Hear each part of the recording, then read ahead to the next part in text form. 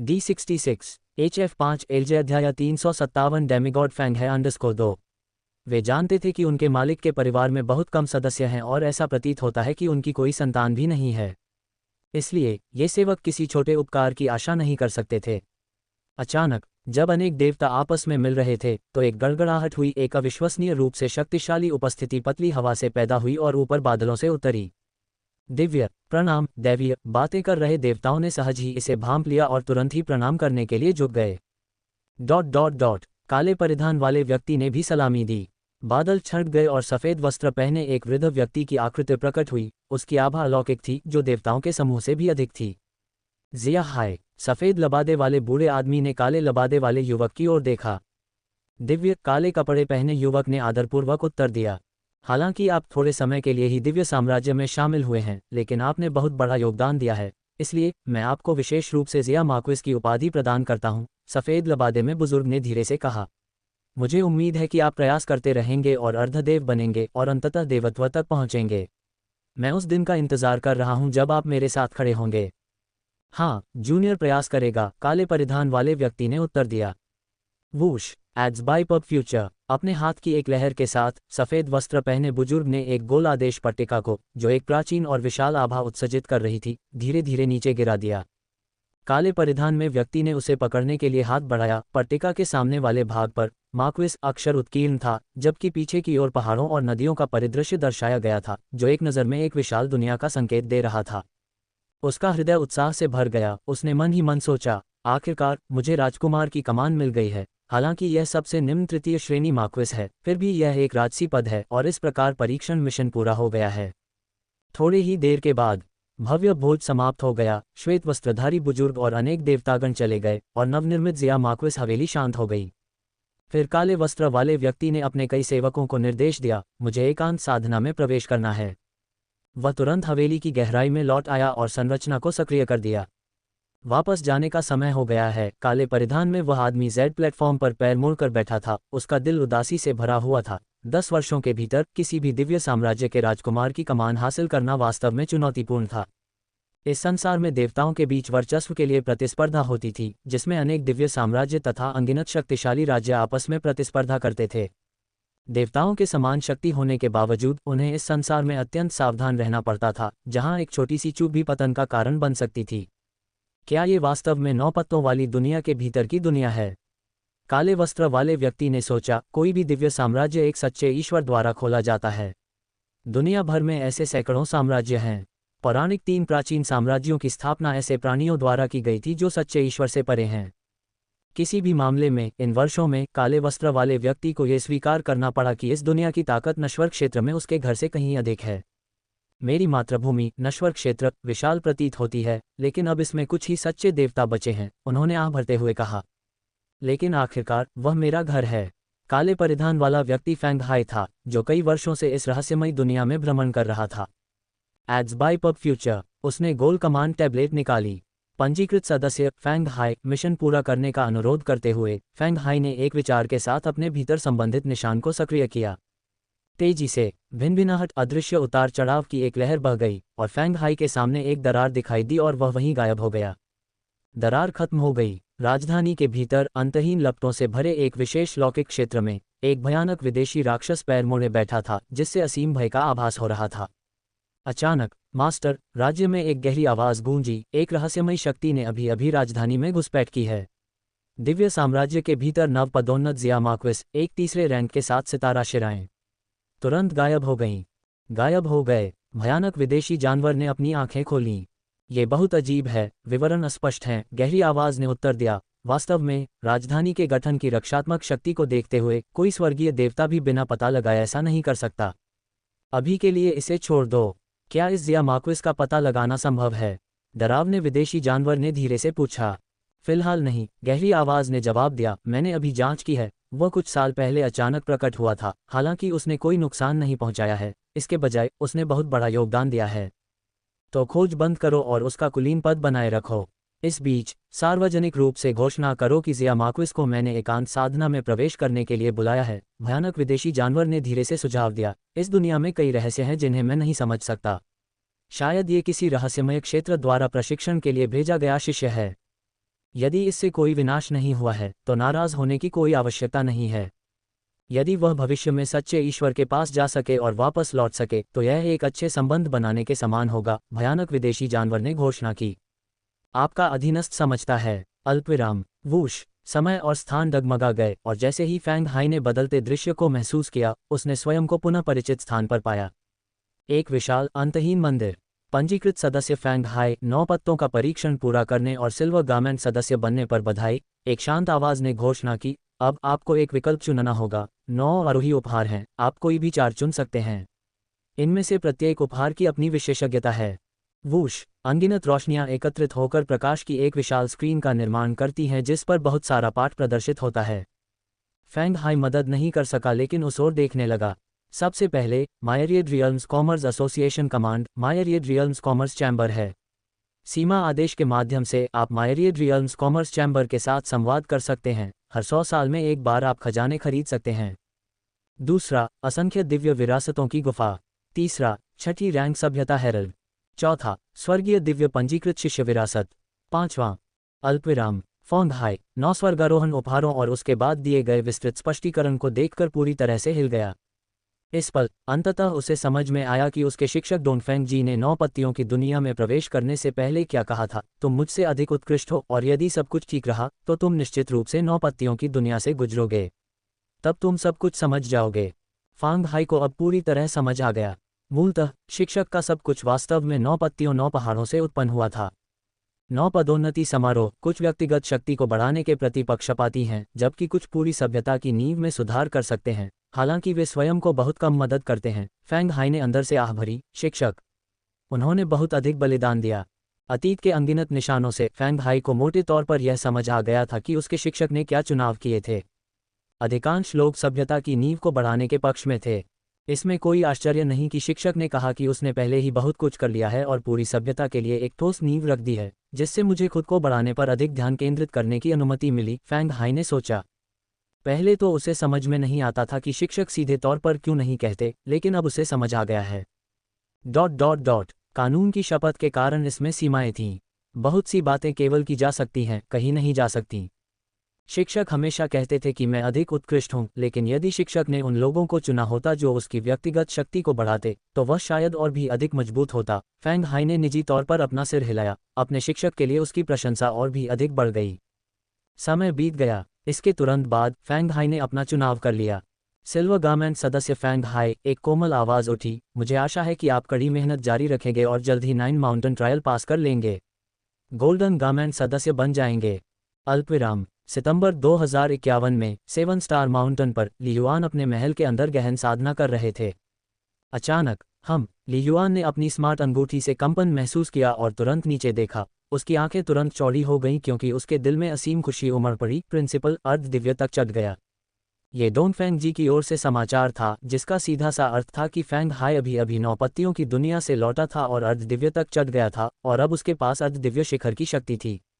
जब प्रिंसिपल स्वर्ग में उड़ रहा था तो वह अपने अत्यंत उच्च कानून समझ के कारण एक अर्ध देवता को मार सकता था। ली युआन बिल्कुल भी आश्चर्यचकित नहीं था। अब जब उसकी सफलता हो गई है तो अर्ध दिव्य शिखर शक्ति होना बहुत सामान्य है। ऐसी शक्ति का कुछ और वर्षों तक गुप्त साधना के बाद अर्ध दिव्य सीमा तक पहुंच जाना बहुत सामान्य बात थी। अर्ध दिव्य सीमा उस सैद्धांतिक सीमा का प्रतिनिधित्व करती थी जिसे एक सामान्य अर्ध दिव्य प्राप्त कर सकता था। तथाकथित अजेय अर्ध दिव्य वास्तव में छद्म देवता की सीमा तक पहुंचने वाली युद्ध शक्ति का प्रतिनिधित्व करता है। इस चरण को प्राप्त करने के लिए अक्सर बहुत ही अनोखे कारणों की आवश्यकता होती है और यह अत्यंत दुर्लभ है। अल्पविराम। फेचिंग में उदास शून्य के भीतर 2 आकृतियां तेज गति से उड़ रही थीं। गुरुजी, मैंने अपना मिशन पूरा कर लिया है, फैंग हाई ने आदरपूर्वक कहा। हाँ, अच्छा, सफलतापूर्वक सिल्वर गार्मेंट सदस्य बन गए। डोनफेंग जी मुस्कुराए, बहुत अच्छा, आप हमारी 7 स्टार सभ्यता के इतिहास में दूसरे सिल्वर गार्मेंट सदस्य हैं।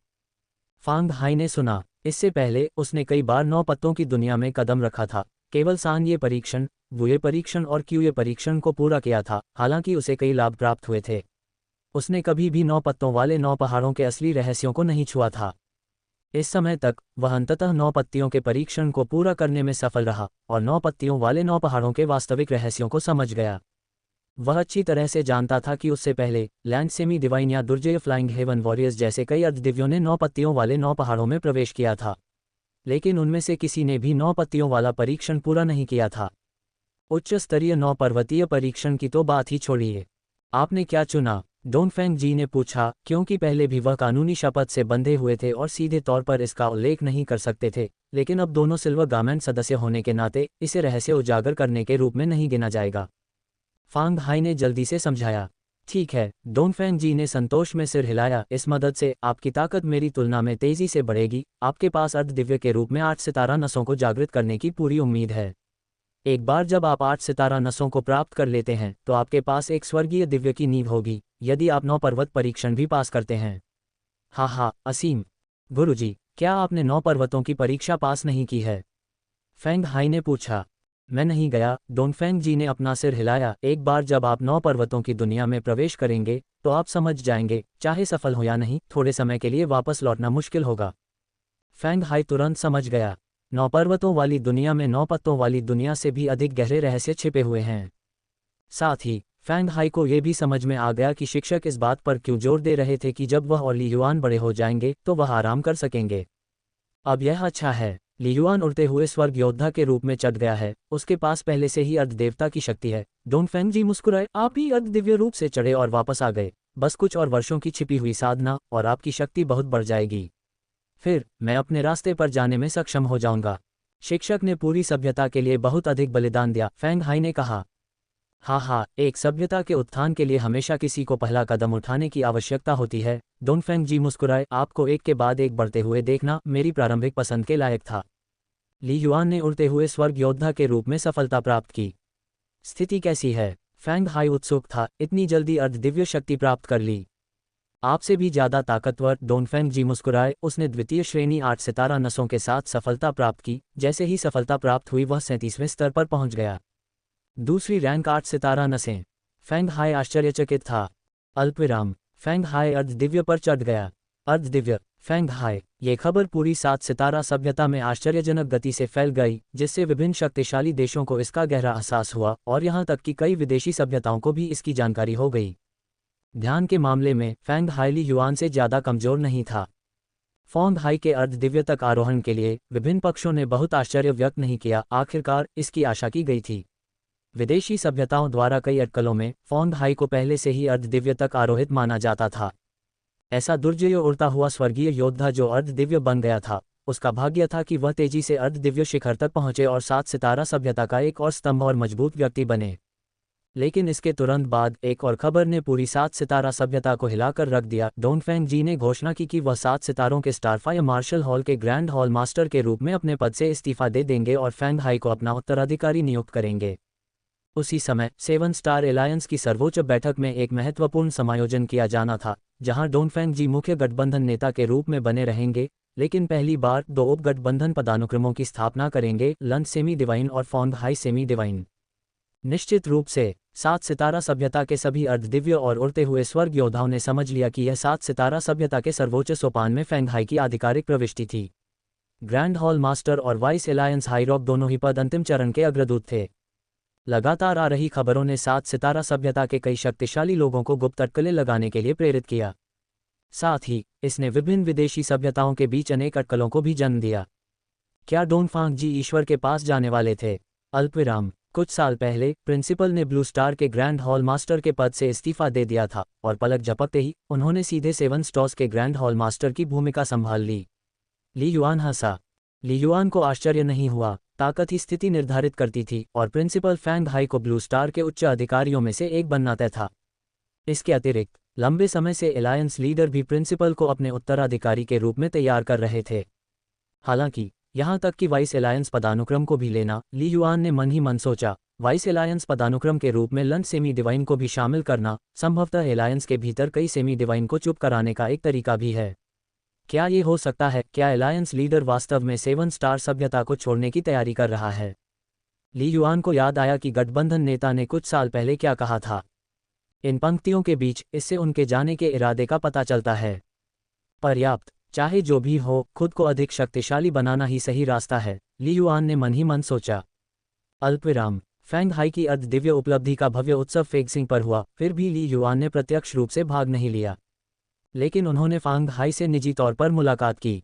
अल्पविराम। फांग हाई के अर्ध दिव्य उत्सव के बाद संपूर्ण सप्त सितारा सभ्यता हमेशा की तरह शांतिपूर्वक चलती रही। अर्ध देवता प्रत्येक महान ग्रह की रक्षा करते रहे, सभ्यता की समग्र स्थिरता सुनिश्चित करते रहे, साथ ही अपनी साधना में भी कठोर प्रयास करते रहे और आगे बढ़ने की लालसा रखते रहे। उड़ते हुए स्वर्ग योद्धा और प्रधान योद्धा या तो लगन से साधना कर रहे थे या साहसिक कार्यों के लिए विभिन्न तारा लोकों की ओर जा रहे थे। ली युआन अभी भी 7 सितारा पर्वत पर गुप्त साधना में संलग्न था।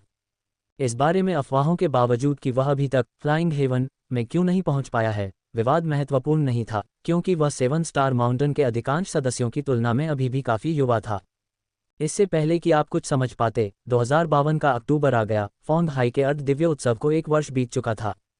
7 महान ग्रहों में से एक लेंटी तारा बादल दृश्य तारा क्षेत्र काफ़ी विशाल तारा क्षेत्र था, जिसका व्यास 40,000 किलोमीटर से भी ज़्यादा था। हालांकि तारा क्षेत्र का वातावरण ज़्यादातर कठोर था, जिसमें अक्सर प्राकृतिक आपदाएं आती रहती थीं, लेकिन इसने जीवन के प्रसार को और भी ज़्यादा चुनौतीपूर्ण बना दिया। सहस्राब्दियों से असंख्य दानव सभ्यता ने बादल दृश्य तारा क्षेत्र पर एकाधिकार कर रखा था, जिससे ये सुनिश्चित हो गया कि इसकी जनसंख्या हमेशा अरबों में बनी रहे। हाल ही में हुए प्रलयकारी परिवर्तनों ने क्लाउड सीनरी स्टार क्षेत्र में स्थित 2 देवताओं का तत्काल ध्यान आकर्षित किया, जिन्होंने अपने अधीनस्थों को तीसरे स्तर के मार्ग के उद्भव की शीघ्र पुष्टि करने के लिए भेजा। एक नया तीसरे स्तर का मार्ग, क्या ये 7 सितारा सभ्यता की ओर ले जाता है? जल्दी करो, पूर्वी राक्षस देवता को रिपोर्ट करो। दोनों देवताओं ने तुरंत अपना निर्णय लिया, ये हमारा अवसर हो सकता है। ... देवताओं के रूप में वे सर्वोपरि रूप से मेघ दृश्य तारा क्षेत्र में विद्यमान थे तथा बड़े और छोटे मामलों पर काफ़ी आसानी और स्वतंत्रता के साथ निर्णय लेते थे। हालांकि इतने लंबे समय तक छोटे तारा क्षेत्र तक सीमित रहने के कारण उनमें भी एक इच्छा जागृत हुई देवत्व प्राप्त करने की। एक बार जब वे दिव्य बन गए तो वे तारा लोक को पीछे छोड़ सकते थे और आकाशीय तारा लोक में पूरी तरह से स्वतंत्र होकर विचरण कर सकते थे। सितारा क्षेत्र में मुख्य शहर के मुख्य हॉल के अंदर अनगिनत रोशनियां एकत्रित हुईं, जिससे एक प्रेत का निर्माण हुआ, जिससे एक शक्तिशाली आभा निकल रही थी। दिव्य, हम आपको नमन करते हैं देव। दोनों देवताओं ने आदरपूर्वक सिर झुकाया। पब फ्यूचर द्वारा विज्ञापन। तासी, फ्लोरेंस। पूर्वी दानव देवता ने दोनों देवताओं की ओर देखा। मैंने आपके द्वारा बताए गए सभी संदेश पढ़ लिए हैं। आपने बहुत अच्छा किया है और स्टार दायरे पर आपका पूरा नियंत्रण है। जल्द से जल्द इस स्टार दायरे चैनल की खोज की है। देवी, ये हमारा कर्तव्य है। बैंगनी वस्त्रधारी युवा तासी डेमिगॉड ने विनम्रतापूर्वक कहा। मेरी असंख्य दानव सभ्यता ने हजारों वर्षों से इस तारा क्षेत्र को नियंत्रित किया है, हर कोने में निगरानी प्रणाली को व्याप्त किया है। पहली नज़र में ही इसका पता लगाना उचित है। 7 सितारा सभ्यता का वास्तविक उत्थान हाल ही में पिछले 100 वर्षों में हुआ है। वे स्वर्गीय समुद्री तारे, नीले तारे को महत्व देते हैं, लेकिन उन्हें लेंटी स्टार की कोई परवाह नहीं है, डेमिगॉड टेसी ने कहा। कम से कम अभी के लिए मैंने पहले ही 10 से अधिक उड़ते हुए स्वर्ग को स्टार दायरे चैनल के पास भेज दिया है और अब तक 7 सितारा सभ्यता का कोई भी मजबूत सदस्य दिखाई नहीं दिया है। ऐसा लगता है कि 7 सितारा सभ्यता ने अभी तक नए सितारा क्षेत्र चैनल पर ध्यान नहीं दिया है। हाँ, 7 सितारा सभ्यता ने अभी तक किसी दिव्य को जन्म नहीं दिया है जो कभी भी विमान की उत्पत्ति के साथ जुड़ा नहीं है। उनकी निगरानी वास्तव में बहुत कमजोर है। पूर्वी दानव देवता ने थोड़ा सिर हिलाया। लेकिन आखिरकार यह उनका ग्रह है, अगर हम बहुत लंबा इंतजार करते हैं तो वे निश्चित रूप से नोटिस करेंगे। इसलिए हमें शीघ्रता से कार्य करना होगा। डेमिगॉड टेसी और डेमिगॉड फ्लोरेंस दोनों ने आदरपूर्वक सुना। पूर्वी दानव देवता ने दोनों देवताओं से कहा, मेरी असंख्य दानव सभ्यता का लक्ष्य 7 सितारा सभ्यता पर पूरी तरह से आक्रमण करना और उस पर कब्जा करना है, आंशिक रूप से उनके शीर्ष योद्धाओं को मारकर। दूसरी ओर हमें लगातार उनकी क्षमता को कमजोर करना होगा और उनकी जड़ों को काटना होगा। इस बार यह एक अवसर है जिससे संपूर्ण लेंटी स्टार को पूरी तरह से नष्ट करने की आशा है। दोनों देवता चौंक गए। संपूर्ण ग्रह को नष्ट कर दें। दिव्य, सफ़ेद वस्त्र पहने हुए देवता फ्लोरेंस ने कहा, खुद को रोक नहीं पाया। लेंटी स्टार हालांकि 7 सितारा सभ्यता में बहुत सम्मानित नहीं है, फिर भी एक देवता द्वारा संरक्षित है। ये सिर्फ एक तीसरे स्तर का चैनल है जो केवल उड़ते हुए स्वर्ग के दायरे को गुजरने की अनुमति देता है। हम एक ग्रह को कैसे नष्ट कर सकते हैं? उड़ते स्वर्ग क्षेत्र में स्थित संपूर्ण असंख्य दानव सभ्यता में ऐसा कोई भी नहीं था जो अर्धदेव से मुकाबला कर सके, यहाँ तक कि उड़ते स्वर्ग में रहने वाले कुछ लोग भी अर्धदेव की शक्ति के बराबर नहीं थे। ये कहा जा सकता है, एक ग्रह जिसकी रक्षा एक देवता द्वारा की जाती है, चाहे कितने भी उड़ते हुए स्वर्गीय योद्धा वहां आ जाएं, वह केवल कुछ विनाश ही कर सकता है, लेकिन समग्र स्थिति को मुश्किल से ही बदल सकता है। पूर्वी दानव देवता ने सीधे कहा, मैं असंख्य दानव हॉल से 3 उड़ते हुए स्वर्ग दानव बच्चों को भेजूंगा। मैंने पहले ही उन्हें तत्काल बुला लिया है। पब फ्यूचर द्वारा विज्ञापन, उड़ते हुए स्वर्ग दानव बच्चे। दोनों देवता पुनः चौंक गए। हर सभ्यता में प्रतिभाओं को चुनने की एक प्रणाली होती है और असंख्य दानव सभ्यता कोई अपवाद नहीं थी। लंबे समय से चली आ रही विरासत और दर्जनों जीवन ग्रहों वाली एक शक्तिशाली सभ्यता के रूप में युगों से बनाई गई सार्वभौमिक खेती पद्धतियों के साथ जो अधिकांश जातियों और प्राणियों को कवर करती है। इसने असंख्य दानव सभ्यता में पैदा हुए प्राइम वॉरियर्स और फ्लाइंग हेवन वॉरियर्स की एक आश्चर्यजनक संख्या को जन्म दिया। 7 सितारा सभ्यता की तुलना में दर्जनों गुना अधिक। अर्धदेव योद्धाओं की संख्या भी 7 सितारा सभ्यता की तुलना में 10 गुना अधिक थी। जबकि शीर्ष प्रतिभाशाली लोग फैंग हाई और ली युआन जैसे लोगों से बहुत दूर थे। द्वितीय श्रेणी के प्रतिभाशाली लोगों की संख्या बहुत अधिक थी। तथाकथित उड़ते हुए स्वर्ग के दानव बच्चे उड़ते हुए स्वर्ग के योद्धा थे, जिनकी सच्ची मंशा की समझ अर्ध दिव्य स्तर तक पहुंच गई थी या जिन्होंने कानून की दहलीज तक कदम रख दिया था। वे असंख्य दानव सभ्यता के उड़ते हुए स्वर्गीय योद्धाओं के बीच पूर्ण अभिजात वर्ग का प्रतिनिधित्व करते थे, जो ये दर्शाता था कि वे किसी भी समय अर्धदेव तक पहुंच सकते थे। वे अभी तक आगे नहीं बढ़ पाए थे। इसका मुख्य कारण अधिक शक्तिशाली स्टार मेरिडियन को जागृत करना तथा अधिक ठोस आधार तैयार करना था। पूर्वी दानव देवता ने गंभीरता से कहा, 3 उड़ते हुए स्वर्ग दानव बच्चे, एक बार जब वे लैंटी स्टार पर पहुंचेंगे तो वे पास से होकर गुजरेंगे। दोनों देवताओं ने भी पूर्वी दैत्य देवता के दृढ़ संकल्प को भांपते हुए सिर हिलाया। इस स्तर के योद्धाओं को 7 सितारा सभ्यता में जाने के लिए राजी करना चुनौतीपूर्ण है, जो कि अंततः उनकी मृत्यु का कारण बनता है। सही, डेमिगॉड टेसी और डेमिगॉड फ्लोरेंस की नज़र में यह उन्हें मौत के मुंह में भेजने के समान था। डोंगफेंग जी की उपस्थिति में अल्पावधि में 7 सितारा सभ्यता पर संभावित महत्वपूर्ण प्रभावों के बावजूद भविष्य अनिश्चित था। इसके अलावा मैं बड़ी संख्या में उड़ते हुए स्वर्ग के योद्धाओं को भी बुलाऊंगा, जो जल्दी से स्टार दायरे चैनल के साथ पहुंचेंगे, पूर्वी दानव देवता ने जारी रखा। लेकिन ये सब समय की आवश्यकता है, इसलिए मुझे आपको अपने अधीनस्थों को भेजने की आवश्यकता है। 200 से अधिक उड़ते हुए स्वर्ग के योद्धाओं को पहले लैंटी स्टार में घुसपैठ करने और जानकारी इकट्ठा करने के लिए भेजें। एक महान युद्ध के लिए तैयार हो जाओ। 200 उड़ता हुआ स्वर्ग क्षेत्र। दोनों देवता पुनः चौंक गए। संपूर्ण तारा लोक में कितने उड़ने वाले स्वर्गीय योद्धा थे। ये ज्ञात है कि एक तारा क्षेत्र में पैदा होने वाले अव्यक्त जीवन की संभावना एक ग्रहीय जीवन की तुलना में बहुत कम है, और उभरते हुए उड़ते हुए स्वर्ग के क्षेत्रों की संख्या भी बहुत कम है। इसके अलावा अधिकांश उड़ते हुए स्वर्ग के क्षेत्र असंख्य दानव सभ्यता के ग्रहों पर रहने के लिए तारा क्षेत्र को छोड़ देते हैं, जहां उन्हें पोषण और संयम मिलता है। ग्रह संकट। युद्ध के लिए _2 टेसी फ्लोरेंस, तुम्हें भी पुण्य पुरस्कार प्राप्त होंगे। पूर्वी दानव देवता ने कहा, भविष्य में अगर हम 7 सितारा सभ्यता पर कब्जा कर लेते हैं और दफन अमर प्राचीन डोमेन के खजाने को प्राप्त करते हैं, तो भगवान के पास चढ़ने की आपकी उम्मीदें भी बहुत बढ़ जाएंगी।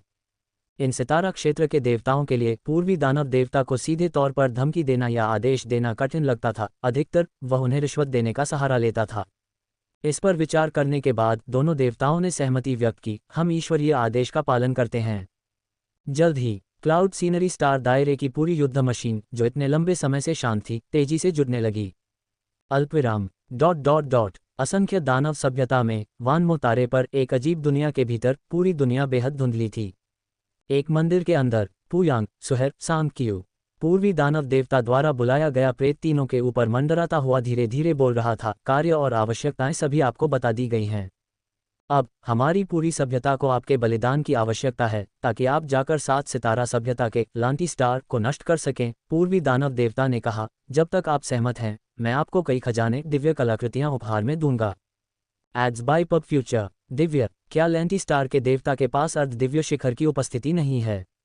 पुयांग नाम के गंजे आदमी ने गहरी आवाज में कहा, अगर अर्ध दिव्य शिखर की उपस्थिति है तो भले ही हम अर्ध दिव्य बनने के लिए आगे बढ़ें और दिव्य कलाकृतियों का उपयोग करें, हमारे पास कोई मौका नहीं है। निश्चिंत रहें, 7 सितारा सभ्यता को उदय हुए कितना समय हो गया है। पूर्वी दानव देवता ने मुस्कुराते हुए कहा, उनकी पूरी सभ्यता के देवता 100 साल से अधिक पुराने नहीं हैं, अधिकांश ने केवल 100 या 200 वर्षों तक अभ्यास किया है। अर्ध दिव्य शिखर विशेषज्ञों की आयु निश्चित रूप से 10 से अधिक नहीं होगी। पूर्वी दानव देवता ने कहा, जहां तक लैंटी स्टार का सवाल है, ये सबसे कम माना जाने वाला ग्रह है, वहां अर्ध दिव्य शिखर विशेषज्ञ के तैनात होने की संभावना 0 के करीब है। 3 उड़ते हुए स्वर्ग दानवों को अपने दिल में कुछ राहत महसूस हुई, लेकिन वे अभी भी चिंता से भरे हुए थे। 7 सितारा सभ्यता ने अभी तक एक सच्चे भगवान को जन्म नहीं दिया है, और उनके सितारा मार्ग पूरी तरह से खुले नहीं हैं, इसलिए वे केवल उड़ते हुए स्वर्ग योद्धाओं को सितारा मार्गों से तेजी से गुजरने की अनुमति देंगे। वे शक्तिशाली देवता उन्हें यहाँ आने में बहुत समय लगेगा, पूर्वी दानव देवता ने कहा। इससे पहले 7 सितारा सभ्यता के पास एक फैंग हाई था, जो केवल उड़ते हुए स्वर्ग क्षेत्र में था, जो तेजी से दौड़ने में सक्षम था। आप निश्चित रूप से उसका मुकाबला नहीं कर सकते थे, लेकिन अब वह सेमी डिवाइन तक पहुंच गया है, और इसके अलावा वह फिक्सिंग पर टूट पड़ा है। पूर्वी दानव देवता ने कहा, वर्तमान 7 सितारा सभ्यता में बहुत अधिक शक्तिशाली उड़ते स्वर्ग योद्धा नहीं हैं। ली युआन के बारे में क्या? खुद को रोक न पाने वाली सांग कियू नाम की महिला ने पूछा, क्या ऐसी कोई अफवाह नहीं है कि वह एक उड़ता हुआ स्वर्ग योद्धा बन गया है? भले ही वह उड़ता हुआ स्वर्ग बन गया हो, लेकिन दूसरे स्तर के स्टार दायरे में उसके अभियान को कितना समय हो गया है? उसकी मूल शक्ति अभी भी शिखर तक नहीं पहुंची है। पूर्वी दानव देवता ने अपना सिर हिलाया, और चाहे वह स्वर्ग और पृथ्वी को समझने में कितनी भी तेजी से प्रगति क्यों न करे, इतने कम समय में वह शायद कानून के स्तर तक भी नहीं पहुंच पाया है। पूर्वी दानव देवता ने कहा, जब तक आप अर्ध दिव्य बन जाते हैं, वह निश्चित रूप से आपके लिए उपयुक्त नहीं होगा। तीनों उड़ते हुए स्वर्ग दानवों ने सहमति में सिर हिलाया। ली युआन की प्रतिभा वास्तव में राक्षसी थी, लेकिन वह बहुत छोटा था। भले ही वह सफल हो गया, फिर भी उसकी ताकत शायद अर्ध दिव्य स्तर से बहुत कम थी। एड्स बाय पब फ्यूचर, शीघ्र और निर्णायक रूप से हमला करो, पूरे ग्रह पर से सभी जीवन को नष्ट कर दो। एक बार आपका मिशन पूरा हो जाए, पूर्वी दानव देवता ने कहा, ग्रह को तेजी से छोड़ दो, आकाश में उड़ जाओ, चाहे तारों भरे आकाश में भटकना हो या किसी निर्जन ग्रह पर छिपना हो, ये कठिन नहीं है। 3 उड़ते हुए स्वर्ग दानवों ने सुना। शक्तिशाली देवताओं के रूप में वे अपनी भौतिक देह के साथ अकेले ही तारों वाले आकाश में यात्रा कर सकते थे। तारों वाले आकाश में अकेले रहना उनके लिए काफी आसान था। बस ये बहुत अकेलापन था। जब भविष्य में मेरी असंख्य दानव सभ्यता सप्त सितारा सभ्यता पर कब्जा कर लेगी, तो आप स्वाभाविक रूप से वापस आ सकते हैं। पूर्वी दानव देवता ने तीनों की ओर देखते हुए कहा, पूरी सभ्यता आपके योगदान को नहीं भूलेगी और निश्चित रूप से आपके परिवारों और दोस्तों के साथ अच्छा व्यवहार करेगी। ये लालच के बाद जबरदस्ती थी। हम ईश्वरीय आदेश का पालन करते हैं। हम पूरे ग्रह का वध करने के लिए अपना पूरा प्रयास करेंगे। पुयांग और अन्य 3 उड़ते स्वर्ग राक्षसों ने अपने सिर पूरी तरह से झुका दिए। जल्दी से उन्होंने वानमो तारे से पूर्वी दानव देवता द्वारा दिए गए खजाने को ले लिया और क्लाउड सीनरी स्टार क्षेत्र की ओर बढ़ गए। असंख्य दानव हॉल के अंदर 3 उड़ते हुए स्वर्ग के दानव निश्चित रूप से अर्ध दिव्य बन जाएंगे। पूर्वी दानव देवता ने खुद से सोचा, उड़ते हुए स्वर्ग क्षेत्र में 3000 से अधिक। ऐसे जीवन मरण के दबाव को देखते हुए शायद हम कुछ देवताओं का जन्म भी देख सकें। उन्हें पूरे लेंटी स्टार को नष्ट करने में सक्षम होना चाहिए। 100 साल पहले फैक्सिंग की लड़ाई के बाद से पूर्वी दानव देवता ने एक ही लड़ाई में पूरी 7 सितारा सभ्यता का सफाया करने की उम्मीद छोड़ दी थी। वह केवल 7 सितारा सभ्यता की क्षमता को लगातार कमजोर करने और उनके उत्थान की गति को धीमा करने की उम्मीद कर सकता था। संपूर्ण 7 सितारा सभ्यता में आखिरकार केवल 7 प्रमुख ग्रह ही हैं। पूर्वी दानव देवता ने मन ही मन सोचा, पूरे ग्रह पर सभी जीवन का वध करने से भविष्य में पुनर्प्राप्ति हो सकती है, लेकिन इसमें कम से कम कई दशक या उससे भी अधिक समय लगेगा। समय बीत गया। असंख्य दानव सभ्यता में असंख्य उड़ते हुए स्वर्ग योद्धाओं को संगठित किया जा रहा था, जो स्वाभाविक रूप से कई विदेशी सभ्यताओं का ध्यान आकर्षित कर रहे थे। लेकिन केवल बहुत कम शक्तिशाली व्यक्ति ही वास्तव में स्टार रियल मार्ग के प्रकट होने के बारे में जानते थे। उदाहरण के लिए, क्लाउड सीनरी स्टार दायरे के कुछ उड़ते स्वर्ग योद्धा, 2 देवता, 3 राक्षस। अन्य शायद ही कुछ पता था। यहाँ तक कि बुलाए गए उड़ते हुए स्वर्ग योद्धाओं में से अधिकांश को केवल इतना पता था कि वे युद्ध करने जा रहे हैं, लेकिन विशिष्ट लक्ष्य कौन था, गंतव्य कौन था, उन्हें कोई जानकारी नहीं थी। इसलिए हालांकि सप्त सितारा सभ्यता की खुफिया प्रणाली को असंख्य दानव सभ्यता से शक्तिशाली व्यक्तियों के जुटने की खबर मिली, लेकिन इससे पर्याप्त चिंता नहीं हुई। अल्पविराम। कई दिनों बाद फैक्सिंग में मार्शल डिवाइन स्टार दायरे में ली युआन के महल में एक बुद्धिमान रोबोट चाय बना रहा था। ली युआन अच्छे दोस्तों का मनोरंजन कर रहा था। वरिष्ठ भाई जिन, 7 सितारा पर्वत का सदस्य बनने पर बधाई। ली युआन मुस्कुराया, मैं एकांत में साधना कर रहा था और आपको तुरंत बधाई नहीं दे सका। आपकी साधना अनिवार्य है, ये पर्याप्त है कि अन्य लोगों ने मुझे बधाई दी है। आपको मजाक करने की जरूरत नहीं है। जिन हुगो ने अपना सिर हिलाया और हंसते हुए कहा, आपकी तुलना की तो बात ही छोड़िए, यहाँ तक कि एलिसिया और अन्य लोगों की तुलना में भी मैं उनके बराबर नहीं हूँ। ये वह वरिष्ठ भाई जिन नहीं है जिसे मैं जानता हूँ। ली युआन मुस्कुराया, दूसरों की चिंता क्यों करें, बस अपना रास्ता अपनाएं। हुगो, जो अब 28 वर्ष के हैं, 5वें चरण की पूर्णता तक पहुंचने और 7 सितारा पर्वत के सदस्य बनने में कामयाब रहे थे, जो पहले से ही काफी प्रभावशाली था और मार्शल डिवाइन हॉल के सदस्यों के औसत स्तर को पार कर गया था।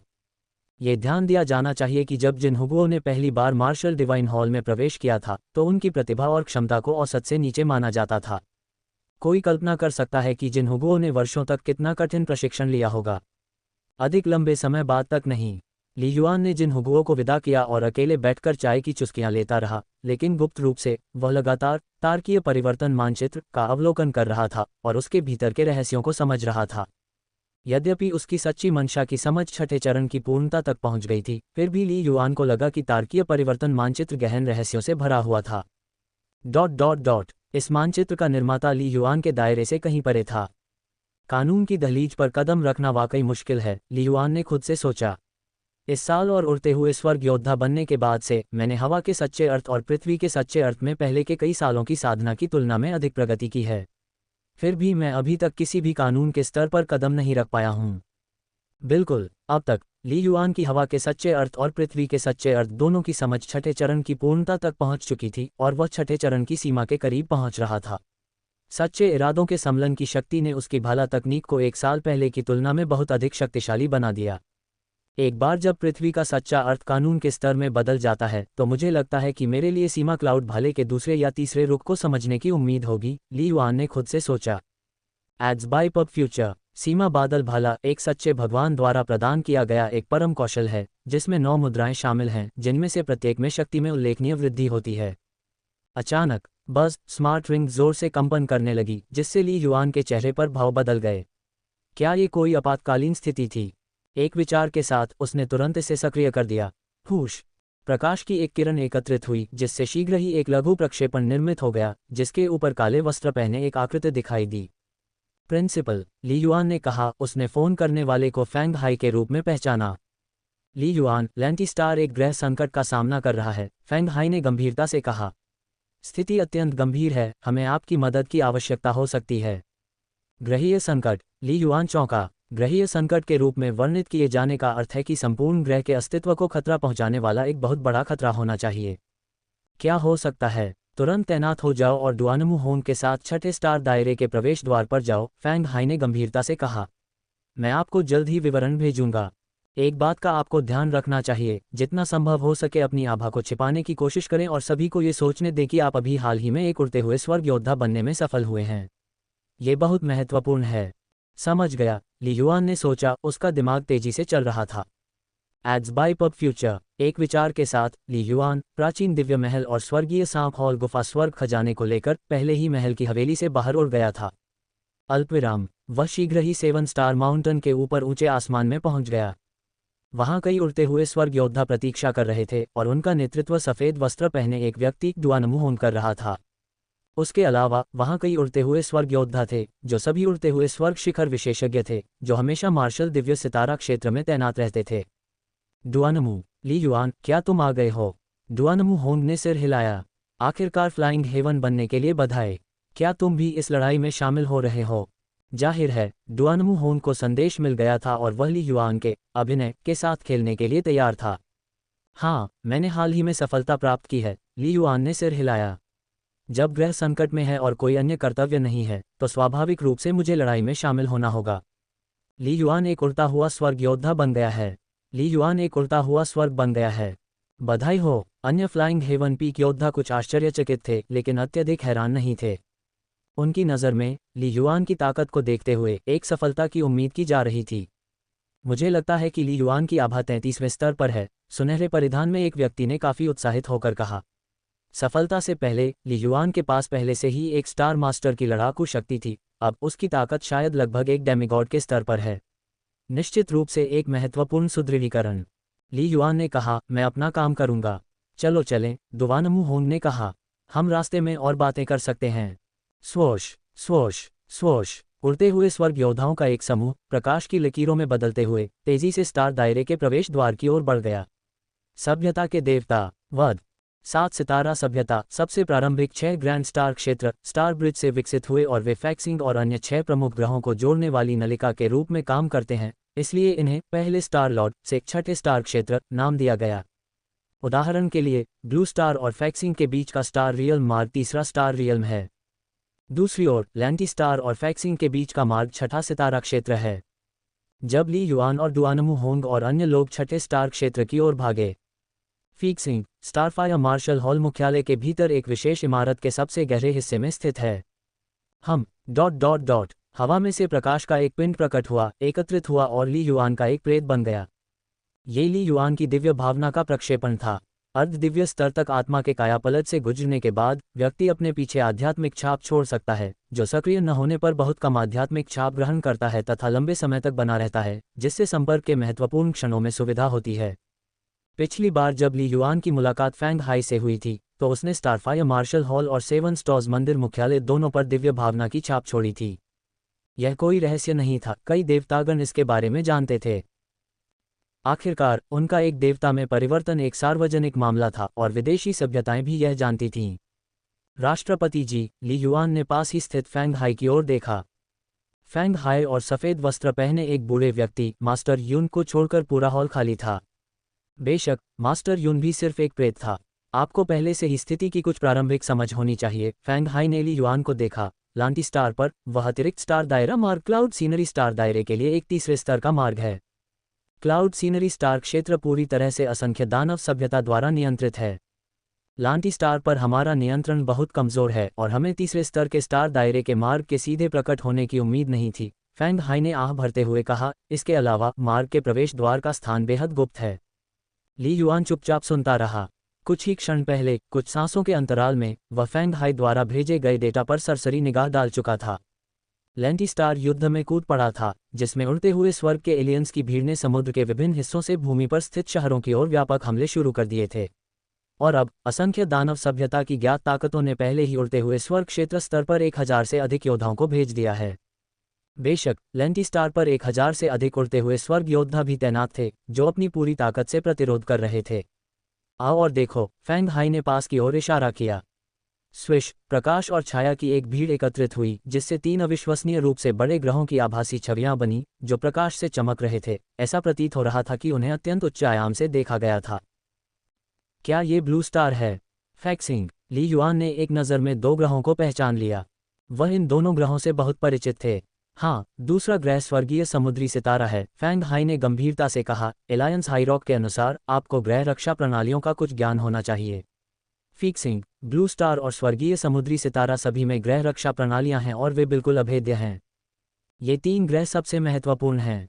ये ग्रह रक्षा प्रणालियां आपके शिक्षक द्वारा यहाँ लाई गई थीं, फैंग हाई ने आगे कहा, लेकिन अन्य 4 ग्रहों में ऐसी पूर्ण ग्रह रक्षा प्रणालियां नहीं हैं। ली युआन को तुरंत समझ आ गया। उसे पहले भी यह अजीब लगा था। ब्लू स्टार में घुसपैठ के दौरान गुयू से मिली प्रतिक्रिया के आधार पर इतने बड़े पैमाने पर हमले का पहले ही पता चल जाना चाहिए था। यही कारण था। देवताओं के बारे में क्या? ली युआन पूछे बिना नहीं रह सका। लैंटी स्टार पर देवताओं के बारे में क्या? फैंग हाई ने मास्टर यू की ओर देखा।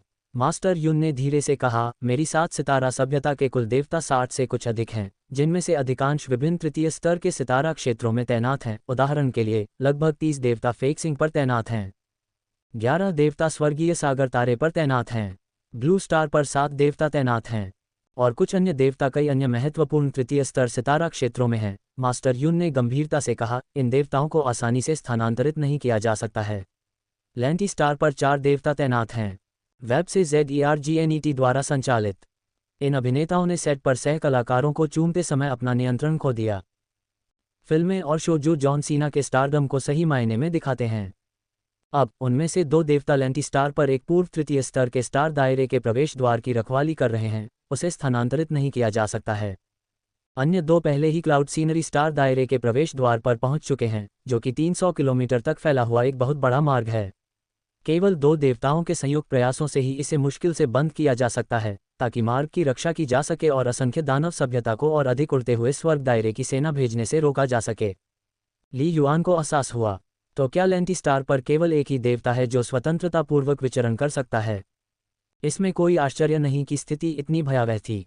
प्लेन के भीतर स्टार दायरे के सभी मार्ग तीसरे स्तर के हैं। फैंग हाई ने अपना सिर हिलाया। इसलिए अन्य ग्रहों के देवता जो जल्दी से जल्दी आना चाहते हैं, वे केवल युद्धपोतों पर तारों वाले आकाश के माध्यम से यात्रा कर सकते हैं।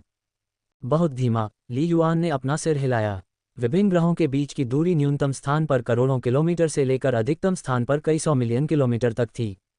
चौथी श्रेणी के युद्धपोत में तारों भरे आकाश में यात्रा करने में कम से कम कुछ महीने या वर्ष लग जाते थे। जब तक अन्य ग्रहों से देवता आते, तब तक पूरा ग्रह नष्ट हो चुका होता। विभिन्न ग्रहों के बीच विशाल दूरी यह सुनिश्चित करती है कि जब एक ग्रह पर विनाशकारी आघात होता है, तो अन्य ग्रह पर्याप्त समय के साथ सुरक्षित रह सकते हैं। उदाहरण के लिए फैक्सिंग पर हुए महाविनाश का अन्य ग्रहों पर कोई प्रभाव नहीं पड़ा, जिससे 7 सितारा सभ्यता बच गई। हर लाभ की अपनी कमी होती है। इसी प्रकार जब कोई ग्रह संकटग्रस्त होता है तो अन्य ग्रहों के देवताओं के लिए बचाव के लिए आना बहुत कठिन होता है। अगर यह सिर्फ वर्तमान स्थिति होती तो हम बहुत चिंतित नहीं होते, फैंग हाई ने गंभीरता से कहा। मुझे जो चिंता है वह यह है कि असंख्य दानव सभ्यता के उड़ते हुए स्वर्ग क्षेत्र की सेनाओं ने लैंटी स्टार पर आक्रमण किया। उनमें स्वर्गीय दानव बच्चे भी हो सकते हैं। स्वर्गीय दानव बच्चे। ली युआन की अभिव्यक्ति गंभीर हो गई। उन्होंने जू यान के साथ संवाद किया था और विभिन्न दस्तावेजों को पढ़ने सहित स्वाभाविक रूप से असंख्य दानव सभ्यता की बुनियादी प्रणाली को जानते थे। राष्ट्रपति जी, क्या आप चिंतित हैं कि असंख्य दानव सभ्यता का एक देवता जल्द ही लैंटी स्टार पर पैदा होगा? ली युआन ने गंभीरता से कहा। वास्तव में, फैंग हाई ने सिर हिलाया, अगर यह सिर्फ उड़ते हुए स्वर्ग क्षेत्र के योद्धा होते तो 1000, यहाँ तक कि 3000 या 5000 की बात ही छोड़िए। जब तक हम स्टार क्षेत्र के प्रवेश द्वार को अवरुद्ध करते हैं, वे अंततः हमारे द्वारा समाप्त कर दिए जाएंगे। सभ्यता के देवता। वध भाग 2। आखिरकार, हालांकि अन्य ग्रहों से देवता तेजी से नहीं पहुंच सकते, फिर भी उड़ते हुए स्वर्ग के योद्धा तेजी से पहुंच सकते हैं। उन्होंने पहले ही विभिन्न प्रमुख ग्रहों से 5000 से अधिक उड़ते हुए स्वर्ग के योद्धाओं को जुटा लिया है। वे सभी लड़ाई में शामिल होने के लिए एक दिन के भीतर लैंटी स्टार पहुंचेंगे। ली युआन ने अपने दिल में सदमे के साथ सुना। 5000 से ज्यादा उड़ते हुए स्वर्ग योद्धा। पूरी 7 सितारा सभ्यता में कुल कितने उड़ते हुए स्वर्ग योद्धा हैं? इस बार लैंटी स्टार को बचाने के लिए 7 स्टार सभ्यता वास्तव में पूरी ताकत लगा रही है। लेकिन जीत या हार का असली निर्णायक कारक अभी भी डेमिगॉड स्तर पर संघर्ष में निहित है। फैंग हाई ने ली युआन को देखा। अभी तक हमारी सभ्यता के भीतर एकमात्र डेमिगॉड स्तर की ताकत जो सहायता के लिए दौड़ सकती है वह आप हैं। ... इसके अलावा आपका आत्मिक आक्रमण उन उड़ते हुए स्वर्ग योद्धाओं का वध करने में बहुत प्रभावी है और आप अन्य देवताओं की तुलना में कहीं अधिक गति से वध करते हैं। ली युआन कान लगाकर सुन रहा था। सोल अटैक के संबंध में वर्तमान में 7 स्टार सिविलाइजेशन में वह संभवतः शीर्ष 3 में रैंक करने में सक्षम था। यहाँ तक कि प्रिंसिपल भी सोल अटैक के मामले में उनसे मेल नहीं खा सकता। सबसे महत्वपूर्ण बात, एड्स बाय पब फ्यूचर, अनेक दानव सभ्यता में यदि छुपे हुए उड़ते हुए स्वर्ग दानव संतान हैं तो वे निस्संदेह अभी छुपी हुई साधना से गुजर रहे हैं, अपनी आत्माओं को अर्धदिव्य स्तर तक पोषित करने और अपने स्टार तकनीकों को चौथे स्तर तक विकसित करने का प्रयास कर रहे हैं, इससे पहले कि वे कोई कदम उठाएं। फैंग हाई ने कहा, इसलिए मुझे चाहिए कि आप उन्हें पहले से ही लुभाएं। उन्हें लुभाओ। प्रिंसिपल के पिछले आदेश को याद करते हुए ली युआन की आंखें चमक उठीं। उनसे कहा गया कि वे अपना वास्तविक स्तर न बताएं। ली युआन ने कहा, मैंने जो गुप्त तकनीक विकसित की है वह मेरी आभा को छिपाती है, जिससे उड़ते हुए स्वर्ग के स्टार लॉर्ड को भी केवल स्पष्ट रूप से पता चल सकता है कि मैं उड़ते हुए स्वर्ग के दायरे में हूं, लेकिन वे मेरे वास्तविक जीवन स्तर की पुष्टि नहीं कर सकते हैं। सफलता में सिर्फ 33वें स्तर का होने का दिखावा करना कठिन नहीं है। अन्य शक्तिशाली व्यक्तियों के सामने अपनी आभा को पूरी तरह से छिपाना अत्यंत कठिन है। प्रत्येक विशेषज्ञ के पास अविश्वसनीय रूप से तीव्र दिव्य ज्ञान होता है। उदाहरण के लिए, ली युआन अन्य उड़ते स्वर्ग सितारा प्रभुओं के सामने एक साधारण व्यक्ति होने का नाटक कर रहा है। असंभव। अपनी आभा को पूरी तरह से छिपाने के लिए व्यक्ति को कुछ भयावह आभा छिपाने वाली तारा तकनीकों का अभ्यास करना चाहिए, जिससे जीवन की सती आभा में परिवर्तन हो सके। केवल कुछ स्वर्ग विरोधी हत्यारे ही ऐसा काम कर सकते हैं। ली युआन का क्षेत्र गहन था, उसकी आत्मा शक्तिशाली थी, लेकिन उसने ऐसी स्टार तकनीकें विकसित नहीं की थीं। उड़ते हुए स्वर्ग क्षेत्र में अन्य व्यक्तियों के सामने अपनी जीवन आभा को छिपाना पहले से ही काफी दुर्लभ था। स्तर 33। एकदम सही। फैंग हाई ने गंभीरता से सिर हिलाया। भले ही असंख्य दानव सभ्यता उड़ते हुए स्वर्ग दानव संतान भेजती है, संख्या बहुत अधिक नहीं होनी चाहिए, अधिकतम 5। अगर हम उन्हें आसानी से देवता बनने दें और हमारी 7 सितारा सभ्यता के भीतर छिपे रहें तो खतरा बहुत बड़ा होगा। ली युआन ने सहमति में सिर हिलाया। Ads by pub future. इसे समझने के लिए थोड़ा विचार करना ही पर्याप्त था। यदि कोई शत्रुतापूर्ण अर्धदेवता तारा क्षेत्र में पैदा हुआ है तो इसका मतलब केवल एक तारा क्षेत्र का नुकसान होगा। आखिरकार शत्रुतापूर्ण अर्धदेवता बाहर नहीं आ सकते, लेकिन यदि सभ्य तारा आकाश के भीतर शत्रुतापूर्ण अर्धदेवता हैं तो यह अर्धदेवता पर्याप्त समय दिए जाने पर विभिन्न ग्रहों पर हमले कर सकता है, जो वस्तुतः अक्षम्य होंगे। इसलिए इन्हें यथासंभव समाप्त किया जाना चाहिए। क्या तुम्हें आत्मविश्वास है? फैंग हाई ने ली युआन से पूछा। मैं चाहता हूं कि तुम युद्ध में शामिल हो जाओ, लेकिन सबसे पहले तुम्हारी सुरक्षा सुनिश्चित होनी चाहिए। चिंता मत करो प्रिंसिपल, ली युआन ने मुस्कुराते हुए कहा। उस समय प्रिंसिपल ने वानहान स्टार दायरे में एक देवता को मार डाला था जिससे विदेशी डोमेन हिल गया था। मैंने हमेशा प्रिंसिपल का अनुकरण करने का लक्ष्य रखा है। इस बार मैं भी ऐसा ही करूंगा, ली युआन ने मुस्कुराते हुए कहा। इतने लंबे समय तक खुद को छिपाना क्या सिर्फ इसलिए नहीं है कि दुश्मन मेरी ताकत का अंदाजा न लगा सके और मैं महत्वपूर्ण क्षण पर हमला कर सकूं? ली युआन ने कहा, इस बार यह महत्वपूर्ण क्षण है। अच्छा, फैंग हाई ने सिर हिलाया। मैंने पहले ही पूरी सभ्यता के देवताओं का सारा डेटा आपको प्रेषित कर दिया है। मैं समझ गया, ली युआन ने सिर हिलाया और फिर उसका दिव्य ज्ञान अवतार गायब हो गया। हॉल के अंदर लांती स्टार पर कोई अर्ध दिव्य शिखर विशेषज्ञ नहीं है, फैंग हाई ने धीमी आवाज में कहा। यह स्पष्ट नहीं है कि इस बार इस ग्रह संकट को आसानी से हल किया जा सकता है या नहीं। चूंकि यह युद्ध है, जहां जीत है वहां हार भी होगी, युन लाओ ने किनारे से उदासीनता से कहा। सालों पहले आपने वानहान स्टार क्षेत्र में जीत हासिल की थी, लेकिन कुछ महीने पहले दुश्मन ने जवाबी हमला किया और हमें भी भारी नुकसान उठाना पड़ा। पिछले साल ब्लू स्टार में पेंगलाई स्टार दायरे की महान लड़ाई में हमारी पूरी सेना का सफाया हो गया था और हम पेंगलाई स्टार दायरे से पूरी तरह से हट गए थे। From the web, powered by Zergnet, Leavitt's latest unflattering look has Amelia Earhart vibes. Tiffany Trump's baby shower was a fashion nightmare for most. 4 साल पहले डेमन माउंटेन स्टार रियल्म युद्ध में एंसेल द डेमिगॉड मारा गया। युन लाओ ने अपना सिर हिलाया। युद्ध में हमेशा कौन जीतता है? हम केवल अपना सर्वश्रेष्ठ प्रयास कर सकते हैं। फैंग हाई ने हल्का सा सिर हिलाया। 7 सितारा सभ्यता हर साल अलग अलग पैमाने पर युद्ध में उलझी रहती है। बड़े युद्धों में वानहान सितारा क्षेत्र, पेंगलाई सितारा क्षेत्र, मिंगजू सितारा क्षेत्र जैसे युद्ध शामिल हैं। लेकिन अगर ये प्रमुख युद्ध हार भी गए तो भी इनसे 7 सितारा सभ्यता की नींव पर कोई असर नहीं पड़ेगा। यहाँ तक कि उनके और ली युआन के लिए भी, जो हर कदम पर चकाचौंध दिख रहे थे, वे सत्ता के विभिन्न स्तरों पर प्रमुख लड़ाइयों के एक छोटे से हिस्से में ही भाग ले रहे थे। दानव पर्वत सितारा क्षेत्र की लड़ाई की तरह 7 सितारा सभ्यता में 10 से अधिक देवताओं ने भाग लिया था और अंत में देवता भी गिर गए। उस समय ली युआन गुप्त साधना में था। फैंग हाई 9 पत्तियों की दुनिया में साहसिक कार्य कर रहा था। वे युद्ध में भाग लेने के योग्य नहीं थे। लैंटी स्टार पर यह संकट हाल के दशकों में 7 सितारा सभ्यता के सामने आए प्रमुख संकटों में से एक है। यदि स्थिति गंभीर हो तो हमें इस अशांति को शांत करने के लिए बाद में और अधिक संसाधनों का निवेश करना होगा। फैंग हाई ने अपना सिर हिलाते हुए कहा, अभी हमें लैंटी स्टार की रक्षा के लिए 3 और देवताओं को भेजने की जरूरत है। हमारी सभ्यता में देवताओं की संख्या बहुत कम है। फैंग हाई ने अपना सिर हिलाया। केवल 1 वर्ष के लिए ग्रैंड हॉल मास्टर और वाइस एलायंस हाईरॉक के रूप में सेवा करते हुए फैंग हाई ने उन कठिनाइयों को महसूस किया था जिनका सामना उसके शिक्षक ने पहले किया था। एक सभ्यता की भारी जिम्मेदारी को वहन करना, विभिन्न संसाधनों को जुटाने में समन्वय करना, कई शक्तिशाली हस्तियों का समन्वय करना। ऐसा नहीं है कि केवल उनके वचन से ही अन्य देवताओं को पूर्ण आज्ञाकारिता प्राप्त हो जाएगी। इसके लिए बातचीत की आवश्यकता होती है। संपूर्ण सभ्यता के संसाधन सीमित हैं। उदाहरण के लिए, किसी भी तीसरे स्तर के स्टार दायरे में किसी भी दुर्घटना को रोकने के लिए प्रवेश बिंदुओं की रक्षा के लिए एक अर्धदेव होना चाहिए, जिसके परिणामस्वरूप पैंतरेबाजी करने के लिए बहुत कम अर्धदेव बचे हैं। मुझे आश्चर्य है कि शिक्षक कैसे हैं, फैंग हाई ने मन ही मन सोचा। वर्तमान में डोंगफैंग जी 7 सितारा सभ्यता के भीतर नहीं है, लेकिन फैंग हाई और यू लाओ के अलावा अस्थायी रूप से कोई नहीं जानता। फैक्सिंग के शून्य में उड़ते हुए स्वर्ग योद्धाओं का एक समूह एक युद्धपोत पर बैठा हुआ तेजी से आगे बढ़ रहा था। कभी कभी फीक्सिंग के विभिन्न क्षेत्रों से अन्य उड़ते हुए स्वर्ग योद्धा जहाज पर चढ़ जाते थे। ली युआन, क्या ये ली युआन है? स्तर 33। वह बहुत तेजी से सुधार कर रहा है। ली युआन की शक्ति अब तक भयानक हो गई होगी। प्रत्येक उड़ता हुआ स्वर्ग योद्धा ली युआन को पहली बार देखकर आश्चर्यचकित होगा और फिर बधाई देगा। मैंने भी कुछ समय पहले ही सफलता प्राप्त की है। ... ग्रहीय संकट, जिम्मेदारी से बच नहीं सकते। ली युआन के पास इस तरह के जवाब थे। जैसे जैसे समय बीतता गया, युद्धपोत पर उड़ते स्वर्ग योद्धाओं की संख्या 100 से अधिक हो गई। कई उड़ते स्वर्ग योद्धा अपने मित्रों को ये समाचार बताने से खुद को रोक नहीं सके।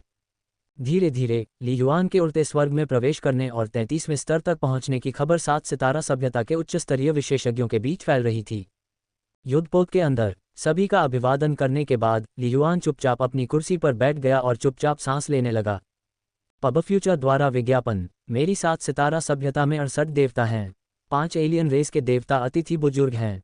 ली युआन ने चुपचाप आह भरी क्योंकि उसने राष्ट्रपति द्वारा पारित सभी देवता जानकारी की समीक्षा की। ये सभी एलियन रेस के देवता अतिथि बुजुर्ग, क्या वे फीक्सिंग पर रह रहे हैं? 68 देवता और केवल 5 अर्ध दिव्य शिखर विशेषज्ञ। ली युआन ने अपने कंधों पर जिम्मेदारी का भार महसूस किया। Dongfang Ji, land semi divine, blood cloth semi divine, Xinyu semi divine, Fang Hai semi divine. कहने का तात्पर्य यह है कि फैंग हाई के सफल होने से पहले 7 सितारा सभ्यता ने केवल 4 अर्ध दिव्य शिखर विशेषज्ञों का उत्पादन किया था। शायद कुछ देवताओं ने अपनी असली ताकत को छुपा रखा है, लेकिन कम से कम सार्वजनिक रूप से उपलब्ध जानकारी के अनुसार 7 सितारा सभ्यता की शीर्ष लड़ाकू शक्ति बस इतनी ही है। खुफिया जानकारी के अनुसार असंख्य दानव सभ्यता में हजारों देवता हैं और लगभग 100 अर्ध दिव्य शिखर विशेषज्ञ हैं। ली युआन ने अपना सिर हिलाया। इसमें कोई आश्चर्य नहीं कि असंख्य दानव सभ्यता पीढ़ी दर पीढ़ी देवताओं को उत्पन्न कर सकती है। इतने विशाल आधार के साथ देवताओं को उत्पन्न करने की उम्मीदें बहुत अधिक हैं। असंख्य दानव सभ्यता की तुलना में 7 सितारा सभ्यता की उच्च स्तरीय युद्ध शक्ति वास्तव में बहुत कमजोर है। असंख्य दानव सभ्यता तो पहले से ही ऐसी है, तो उससे भी अधिक शक्तिशाली अमर खंडहर सभ्यता के बारे में क्या? इस पल में ली युआन ने पूरी सभ्यता के लिए एलायंस हाइरॉक डोंगफेंग जी के महत्व को पूरी तरह से समझा। अगर 100 साल से अधिक पहले फैक्सिंग पर युद्ध में उनके दिव्य कौशल का प्रदर्शन नहीं हुआ होता तो 7 सितारा सभ्यता बहुत पहले ही विलुप्त हो गई होती। समय: मेरी 7 सितारा सभ्यता का उदय बहुत संक्षिप्त रहा है। सबसे पुराना देवता केवल 300 से 400 साल पुराना है और वे सभी अभी भी तेजी से बढ़ रहे हैं। ली युआन ने खुद से सोचा, पर्याप्त समय दिया जाए तो कई और देवता और अर्धदिव्य शिखर विशेषज्ञ पैदा हो सकते हैं। लैंटिस्टार के 4 देवता। केवल एक ही अर्धदिव्य मध्य चरण पर है, अन्य 3 सभी अर्धदिव्य प्रारंभिक रैंक पर हैं। ली युआन की आंखें लड़ाई की भावना से भरी थीं। अब मैं पहले स्तर के स्टार दायरे और दूसरे स्तर के स्टार दायरे के युद्धों में भाग लेने के लिए भी योग्य नहीं हूं। पब फ्यूचर द्वारा विज्ञापन। लेकिन मैं जो कर सकता हूं उसके दायरे में रहते हुए मुझे अपना सब कुछ देना होगा। अल्पविराम। युद्धपोत बहुत तेज था। 6 घंटे बाद युद्धपोत 100 से अधिक उड़ते हुए स्वर्ग योद्धाओं को लेकर सीधे छठे स्टार क्षेत्र से होकर लैंटिस्टार में प्रवेश कर चुका था। यह एक बहुत बड़ा शहर था जिसमें करोड़ों लोग रहते थे। ग्रहों के बीच स्टार रियल मार्ग होने के कारण स्वाभाविक रूप से एक बड़ी आबादी प्रवेश और निकास बिंदुओं पर एकत्रित होगी, जिससे एक शहर का निर्माण होगा। ये शहर, जो लैंटिस्टार पर भी एक महत्वपूर्ण स्थान था, अब अनगिनत लोगों से भर गया था जो स्टार रियल मार्ग के साथ साथ लगातार छठे स्टार रियल में आ रहे थे। यहाँ तक कि नंगी आंखों से भी देखा जा सकता था कि आकाश के छोर से और अधिक उड़ते हुए जहाज तेजी से आ रहे थे। एक अराजक दृश्य। खबर फैल गई है, इस तरह का ग्रह संकट। फ्लाइंग हेवन स्तर की लड़ाई की सीमा बहुत बड़ी है, कई शहर नष्ट हो जाएंगे।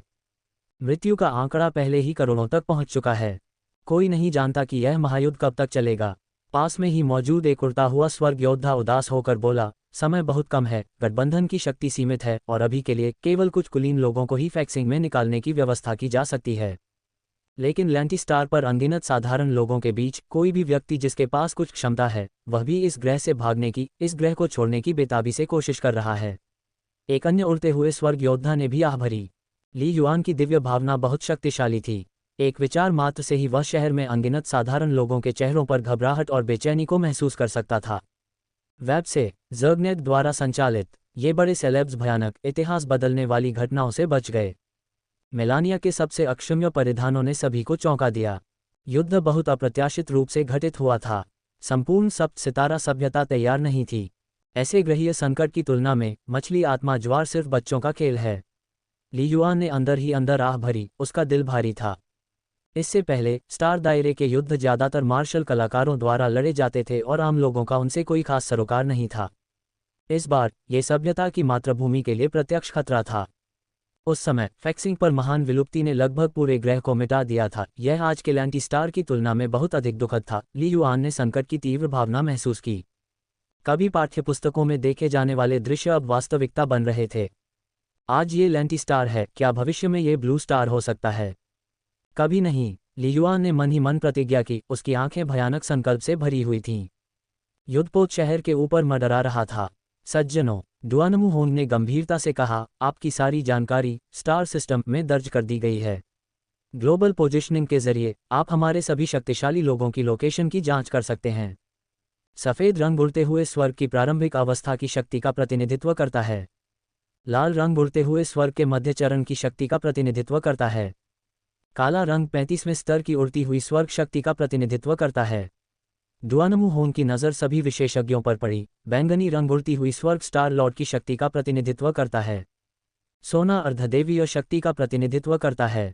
लेकिन हर किसी की पहुंच अलग अलग है। अश्वेत सदस्य और उससे नीचे के लोग लीक को रोकने के लिए फ्लाइंग हेवन स्टार लॉर्ड्स और डेमिगॉड्स के ठिकानों को देखने में सक्षम नहीं हैं। डुआनमू होंग ने आगे कहा, इसके अलावा आप केवल अपने गश्ती क्षेत्रों के भीतर शक्तिशाली लोगों की स्थिति देख सकते हैं। सब लोग चुपचाप सुनते रहे। ऐसे गृह युद्ध में, जिसमें हजारों उड़ते हुए स्वर्गीय योद्धा भाग ले रहे थे, बहुत संभावना थी कि वहां एक या दो एलियन जाति के जासूस भी होंगे। इसलिए कुछ रिसावरोधी उपाय आवश्यक थे। उड़ते स्वर्ग योद्धा वास्तव में असंख्य हैं, ली युआन ने अपने स्मार्ट रिंग डिस्प्ले पर देखा, जो बैंगनी रंग दिखा रहा था। साथ ही ली युआन के अधिकार के साथ वह ग्रह पर प्रत्येक उड़ते स्वर्ग योद्धा का सटीक रूप से पता लगा सकता था। इसमें चारों देवताओं की स्थिति भी शामिल थी, जिन्हें देखा जा सकता था। अच्छा, हर किसी को मिशन जारी कर दिया गया है, अपने हिसाब से काम करो, दुवानमुहोंग ने गहरी आवाज में कहा। याद रखो, अगर तुम्हारा सामना किसी ऐसे दुश्मन से हो जो संभालने में बहुत ज्यादा मजबूत हो, तो तुरंत अपनी जान बचाने के लिए भागो और मदद के लिए पुकारो। अंत तक लड़ने की कोई जरूरत नहीं है। हाँ, ... चल दर धमाका, दरवाजा खुला और सैकड़ों उड़ते हुए स्वर्ग योद्धा तेजी से निकल पड़े, टीमें बनाकर अपने लक्ष्य क्षेत्रों की ओर बढ़ गए। युद्धपोत के अंदर केवल ली युआन और दुआनमुहोंग ही बचे थे। मेरा मिशन युआन लियान प्रांत में गश्त करना है, दुआनमुहोंग ने ली युआन की ओर देखा। और आप? निःशुल्क कार्रवाई, ली युआन मुस्कुराया। मुफ्त कार्रवाई, दुआनमुहोंग अचंभित रह गया, और फिर उसे समझ में आया, मैं देख रहा हूँ। आप और डेमिगॉड मूव जी एक ही हैं, जो पूरी दुनिया पर गश्त कर रहे हैं। हजारों उड़ते हुए स्वर्गीय योद्धाओं के पास विभिन्न मिशन थे, कुछ तैनात थे, कुछ गश्त कर रहे थे, और कुछ पूछताछ मिशन पर थे। लेकिन लक्ष्य केवल एक ही था, असंख्य दानव सभ्यता के सभी उड़ते स्वर्ग क्षेत्र का वध करना। इसी प्रकार जो जितना अधिक शक्तिशाली होता था, उसका क्षेत्र भी उतना ही बड़ा होता था। डेमिगॉड स्तर का मतलब वैश्विक जिम्मेदारी था। कोई भी परेशानी जिसे फ्लाइंग हेवन स्टार मास्टर्स संभाल नहीं पाते थे, उसे डेमिगॉड्स को सौंप दिया जाता था। बहुत जल्द ही ली युआन युद्धपोत से बाहर उड़ गया, उसके चारों ओर प्रकाश घूम गया, और वह तेजी से आकाश में गायब हो गया। ली युआन की ताकत अर्धदैवीय स्तर तक पहुंच जानी चाहिए थी, दुआनमुहोंग ने खुद से सोचा। एक और अर्धदेव स्तर का प्राणी हमारे नुकसान को बहुत कम कर देगा। पब फ्यूचर द्वारा विज्ञापन। स्वूश, दुआनमुहोंग ने युद्धपोत का संचालन किया और वह भी तुरंत वहां से चला गया। अल्पविराम 0 में। जियो बिंग, मुझे उम्मीद है कि इस बार तुम मेरी मदद कर सकती हो, ली युआन ने हरे सांप को अपनी बांह पर लपेटते हुए कहा। बड़े भाई की मातृभूमि मेरी मातृभूमि है, लियू बिंग ने गंभीरता से कहा। आप मुझसे क्या करवाना चाहेंगे? लियू बिंग ने बिना किसी हिचकिचाहट के ली युआन के अनुरोध पर सहमति व्यक्त की। ली युआन ने कहा, चलो 2 समूहों में विभाजित हो जाएं और धीरे धीरे पश्चिमी गोलार्ध के महाद्वीपों का पता लगाएं, रास्ते में आने वाले सभी उड़ते स्वर्ग एलियंस को खत्म करें। अपनी ताकत से तुम्हें ज्यादा परेशानी का सामना नहीं करना पड़ेगा। 1 वर्ष से अधिक समय बीत चुका था और लियू बिंग 36वें स्तर तक पहुंच गई थी।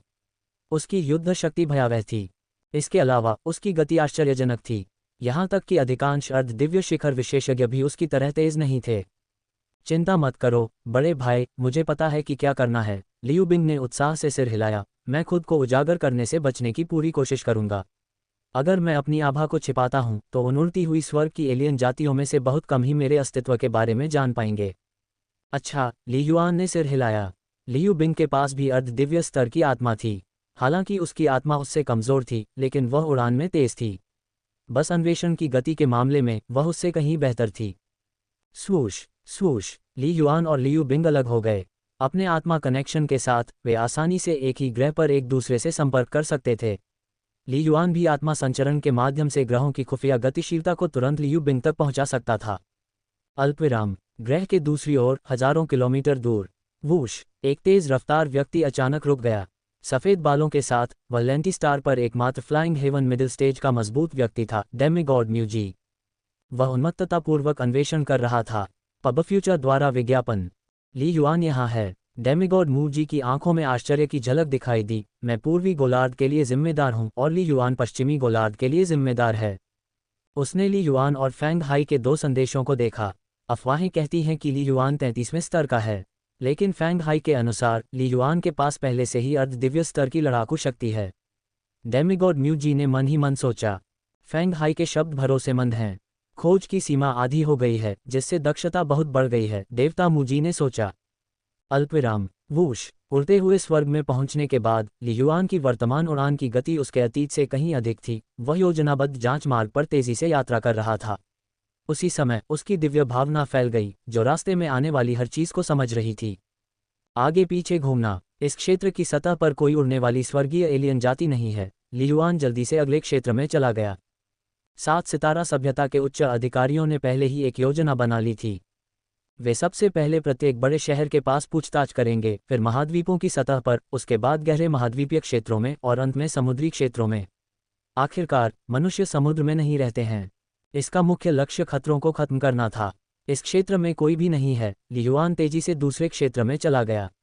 अपनी उड़ान की गति और अपनी दिव्य भावना की सीमा के साथ उसकी जांच दक्षता उड़ते हुए स्वर्ग योद्धाओं के एक बड़े समूह से मेल खा सकती थी। ऐसा लग रहा है हमलों की पहली लहर के बाद असंख्य दानव सभ्यता से उड़ते स्वर्ग एलियन जाति सभी छिप गए हैं। ली युआन ने खुद से सोचा, क्या ये उड़ते स्वर्ग एलियन किसी चीज़ का इंतजार कर रहे हैं? ली युआन को पहले से ही अंदाजा था कि प्रिंसिपल की भविष्यवाणी सही हो सकती है। अल्पविराम। मालिक, मैंने 3 उड़ते हुए स्वर्ग के एलियंस को ढूंढ लिया है और उन्हें सीधे मार दिया है, लियू बिंग ने ली युआन को बताया। मैं जांच जारी रख रहा हूं। अच्छा, अपने पदचिह्नों को छिपाने का हर संभव प्रयास करो, ली युआन ने आत्मा संचरण के माध्यम से उत्तर दिया। स्वूश। ट्रेडिंग में सफल होना चाहते हैं? इसे मिस न करें। अपने लिवर को डिटॉक्सिफाई करने और उसे बेहतरीन स्थिति में रखने का प्राकृतिक तरीका। स्वूश स्वूश। ली युआन ने अपनी पूरी ताकत से खोज जारी रखी और कई शहरों में तेजी से पूछताछ करने के बाद आखिरकार उसे निशान मिल ही गए। स्वर्ग और पृथ्वी की शक्ति में उतार चढ़ाव हो रहा है। यह एक उड़ता हुआ स्वर्ग जीवन रूप है, लेकिन ये ग्रहीय मानचित्र पर दिखाई नहीं दे रहा है। यह एक एलियन जाति है। ली युआन ने सैकड़ों किलोमीटर दूर स्वर्ग और पृथ्वी की शक्ति के सूक्ष्म उतार चढ़ाव को महसूस किया। इस तरह के उतार चढ़ाव को एक आम फ्लाइंग हेवन मार्शल आर्टिस्ट द्वारा महसूस नहीं किया जा सकता, लेकिन ली युआन की धारणा क्षमता एक अर्ध दिव्य शिखर विशेषज्ञ से कम नहीं थी। वह जल्दी से वहां चला गया। गड़गड़ाहट। ली युआन तेजी से जमीन को चीरता हुआ कुछ ही समय में लगभग 200 किलोमीटर गहराई तक धरती में जा गिरा। अपनी दिव्य भावना के आवरण के अंतर्गत घोंसला। यहाँ 20 से अधिक उड़ते हुए स्वर्ग के एलियंस छिपे हुए हैं। ली युआन ने सीधे पुष्टि की। पृथ्वी की गहराई में वास्तव में 20 से अधिक उड़ते हुए स्वर्गीय एलियंस एकत्रित थे। वे सभी मानव सदृश थे। कुछ के पंख थे, कुछ के 4 भुजाएं थीं तथा कुछ के शरीर पर शल्क थे। असंख्य दानव सभ्यता में मुख्य रूप से मानव योद्धा शामिल थे, लेकिन ये जातियां मिश्रित थीं जिनमें विदेशी जानवरों की कई विशेषताएं थीं। उन्मूलन करो। ली युआन की आंखें ठंडी थीं और एक विचार के साथ आत्मा की एक भयानक लहर भव्य रूप से बह सकती थी। सिज सिज सिज। आत्मा चाकू की तरह, आग की तरह गर्म जलता हुआ हृदय ब्लेड। नहीं, मैं 20 से अधिक उड़ते हुए स्वर्ग के एलियंस, जिनमें से अधिकांश चुपचाप और तुरंत मर गए, और उड़ते हुए स्वर्ग के मध्य चरण में कुछ सांसों के लिए संघर्ष करने के बाद तुरंत मर गए। इतना समय बीत चुका था। यह आत्मा वध गुप्त कला पहले से ही आगे बढ़ चुकी थी और अधिक दुर्जय बन गई थी। केवल एक उड़ता हुआ स्वर्ग शिखर विशेषज्ञ ही उसकी आंखों में संघर्ष कर रहा था। आत्मा चाकू की तरह, आग की तरह गर्म जलता हुआ हृदय ब्लेड। नहीं, मैं 20 से अधिक उड़ते हुए स्वर्ग के एलियंस, जिनमें से अधिकांश चुपचाप और तुरंत मर गए, और उड़ते हुए स्वर्ग के मध्य चरण में कुछ सांसों के लिए संघर्ष करने के बाद तुरंत मर गए। इतना समय बीत चुका था। यह आत्मा वध गुप्त कला पहले से ही आगे बढ़ चुकी थी और अधिक दुर्जय बन गई थी। केवल एक फ्लाइंग हेवन पीक एक्सपर्ट की आंखों में संघर्ष भरा था। असंख्य दानव हॉल के अंदर पूर्वी दानव देवता ने अपने हाथों में खुफिया जानकारी के कई टुकड़ों की जांच की। केवल पूर्वी दानव देवता ही नहीं, बल्कि बेईयू देवता का अवतार भी यहाँ था, जो इन रिपोर्टों को देख रहा था। पहली रिपोर्ट, जो 7 सितारा सभ्यता के उच्च स्तर से गुप्त रूप से प्रेषित की गई थी, में लिखा था, ली युआन एक उड़ते हुए स्वर्ग स्तर 33 तक पहुंच गया है और संदेह है कि वह युद्ध में भाग लेने के लिए लांती स्टार गया है। लैंटी स्टार से प्राप्त दूसरी रिपोर्ट में बताया गया कि बड़ी संख्या में flying heaven real martial artist चुपचाप गिर रहे थे, अपनी आत्मा के हस्ताक्षर खो रहे थे, संभवतः आत्मा के हमलों से मारे गए थे। तीसरी रिपोर्ट, जो लैंटी स्टार की ही थी, ने उड़ते हुए स्वर्ग क्षेत्र के लोगों के वध से यह अनुमान लगाया कि 7 सितारा सभ्यता में 3 अर्ध दिव्य स्तर के योद्धाओं की उपस्थिति होगी, जो पूछताछ कर रहे होंगे और ग्रह की सतह पर घूम रहे होंगे। 3 अर्ध दिव्य स्तर ... बेईयू देवता ने सोचा, पूर्व दानव, पिछली खुफिया जानकारी के अनुसार क्या लैंटी स्टार पर 7 सितारा सभ्यता से केवल 4 अर्ध दिव्य स्तर के प्राणी नहीं थे? 2 मार्गों की रखवाली करते हुए 3 अर्ध दिव्य देवता थे। केवल म्यूजी सेमी डिवाइन को बड़े पैमाने पर सफाई में शामिल किया जाना चाहिए था, बेईयू देवता ने कहा। युद्ध के शुरुआती चरणों में खुफिया जानकारी में केवल म्यूजी देवता के कार्यकाल का उल्लेख था। 2 और कैसे दिखाई दिए? एक खामोश मौत, जिसमें उड़ते हुए स्वर्ग के शिखर विशेषज्ञ भी शामिल हैं। ये कुछ ऐसा नहीं है जिसे आम अर्ध देवता हासिल कर सकते हैं, पूर्वी दानव देवता ने धीरे से कहा। ली युआन दूसरे दर्जे पर उसकी आत्मा अर्ध दिव्य स्तर पर रूपांतरण से गुजरी थी। उड़ते हुए स्वर्ग बनने के बाद से उसका शरीर अधिक मजबूत है, एक आत्मा और इच्छा शक्ति का पोषण कर रहा है जो और भी अधिक दुर्जय है। आत्मा के हमलों का उपयोग करके उड़ते हुए स्वर्ग के शिखर को गिराने में सक्षम है। यहाँ तक कि उसे सीधे मारना भी संभव है। आत्मा उड़ते स्वर्ग शिखर को मिटा रही है। बेईयू देवता की अभिव्यक्ति भी बदल गई। असंख्य दानव देवताओं की पूरी सभा में 100 से अधिक अर्धदिव्य शिखर विशेषज्ञ थे, लेकिन केवल 2 ही इस उपलब्धि को हासिल कर सके। ली युआन, क्या वह ऐसा कर सकता है? पब फ्यूचर द्वारा विज्ञापन। आत्मा विधियां आगे बढ़ने के साथ साथ अधिक महत्वपूर्ण होती जाती हैं। अर्धदिव्यों में आमतौर पर कमजोर आत्मा अनुसंधान होता है। पूर्वी दानव देवता ने धीरे से कहा, उस मुझी अर्धदिव्य उसकी उड़ान की गति को देखते हुए हमला कर सकता है। अर्धदिव्य शिखर पर उसके होने की संभावना बहुत कम है। ठीक है, मान लेते हैं कि उनमें से एक ली युआन है। बेईयू देवता ने अपना सिर हिलाया। लेकिन दूसरे अर्धदिव्य स्तर के बारे में क्या? क्या 7 सितारा सभ्यता से कोई और अत्यंत शक्तिशाली उड़ता हुआ स्वर्ग हो सकता है जो अर्धदिव्य से तुलनीय हो? युद्ध शुरू हुए एक दिन भी नहीं हुआ था। इतने कम समय में कोई अर्धदेवता संभवतः वहां नहीं पहुंच सकता था। एक उड़ता हुआ स्वर्ग योद्धा अस्थायी रूप से अर्धदिव्य तक पहुंच गया। आमतौर पर वे इतनी जल्दी सफलता प्राप्त नहीं कर पाते। असंख्य दानव सभ्यता के 3 उड़ते हुए स्वर्ग दानवों की तरह वे अभी भी आगे बढ़ने की प्रक्रिया में थे। 2 संभावनाएं। एक ये है कि 7 सितारा सभ्यता में हमेशा से लैंटिस्टार पर एक अर्ध देवता छिपा हुआ था, जिसने युद्ध के शुरुआती चरणों में भाग नहीं लिया था और अभी शामिल हो रहा है। असंख्य दानव देवता ने धीरे से कहा। दूसरी संभावना, क्या आपको ली युआन का पीछा करने वाला उड़ने वाला सर्प याद है? फ्लेम सर्च स्टार क्षेत्र। बेईयू देवता को तुरंत याद आया। बिल्कुल, फ्लेम सर्च स्टार दायरे की लड़ाई में एक दूसरे दर्जे का उड़ने वाला सांप बिना मरे रूइंस फ्लेम सेमी डिवाइन के दूर के हमलों को सहन कर गया। इसकी उड़ान की गति एक सेमी डिवाइन के बराबर थी। ताकत के मामले में वास्तव में ली युआन से भी अधिक भयानक। असंख्य दानव देवता ने कहा, अगर यह सांप तीसरा रैंक हासिल कर लेता है तो इसमें सेमी डिवाइन ताकत होना अजीब नहीं होगा। बेईयू देवता समझ गए। सारी खुफिया जानकारी अब समझ में आ गई। असंख्य दानव, आपकी योजना क्या है? बेईयू देवता ने असंख्य दानव देवता की ओर देखा। मैंने पुयांग, सुहेर और अन्य को मूल शक्ति सरणियां जाल प्रदान किए हैं। असंख्य दानव देवता ने कहा, मूल रूप से योजना ये थी कि उन्हें सेमी डिवाइन के माध्यम से तोड़ने दिया जाए, फिर एक सेमी डिवाइन को घेर लिया जाए और घात लगाकर हमला किया जाए, जिससे 1 या 2 को मारने की उम्मीद हो। फिर छिपी हुई सेना को एक साथ हमला करने का आदेश दिया जाए, जिससे लैंटिस्टार पूरी तरह से नष्ट हो जाए और सभी 7 स्टार लोगों का वध हो जाए। पब फ्यूचर द्वारा विज्ञापन। दुख की बात है कि 7 सितारा सभ्यता ने बहुत जल्दी प्रतिक्रिया की। 3 दिनों से भी कम समय में स्टार दायरे के मार्ग की खोज की, तुरंत अर्ध देवताओं को मार्ग को अवरुद्ध करने का आदेश दिया और फिर बड़ी संख्या में उड़ते हुए स्वर्ग के योद्धाओं ने वैश्विक स्वीप का संचालन किया।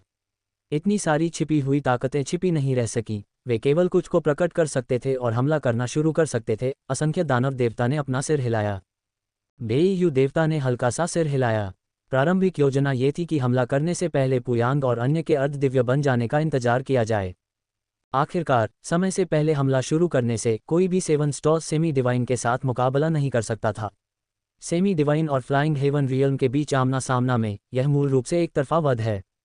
वर्तमान में असंख्य दानव सभ्यता से 3000 उड़ते स्वर्ग ने लैंटिस्टार में घुसपैठ की थी और लगभग 1000 लोग मारे गए थे। उन्होंने अनगिनत शहरों को नष्ट कर दिया था, लगभग 200 मिलियन साधारण लोगों को मार डाला था और 7 सितारा सभ्यता से 300 से अधिक उड़ते स्वर्ग योद्धा युद्ध में मारे गए थे। इस हताहत अनुपात को असंख्य दानव सभ्यता पूरी तरह से सहन कर सकती थी। आखिरकार, असंख्य दानव सभ्यता के उड़ते स्वर्ग योद्धाओं की संख्या 7 सितारा सभ्यता के योद्धाओं से 10 गुना अधिक थी। केवल 1000 लोगों की मृत्यु का उल्लेख नहीं है। भले ही सभी 3000 उड़ते स्वर्ग क्षेत्र गिर गए, पूर्वी दानव देवता को इसकी परवाह नहीं थी। लेकिन पूर्वानुमानतः मूजी देवता, ली युआन और अन्य अर्धदिव्य स्तर की ताकतों द्वारा लगातार गश्त के कारण कोई भी उन्हें रोक नहीं सकता था। असंख्य दानव सभ्यता के उड़ते स्वर्ग में हताहतों की संख्या में तेजी से वृद्धि हो सकती थी और उनकी जीत के फल में लगातार कमी आ सकती थी। ये बुरी बात है, लेकिन ये भी एक अच्छी बात है। पूर्वी दानव देवता ने धीरे से कहा, अगर 7 सितारा सभ्यता की ओर से इतने बड़े पैमाने पर हमला करने की जरूरत न होती तो शायद उन्होंने ली युआन अपने तुरुप के पत्ते का इस्तेमाल न किया होता।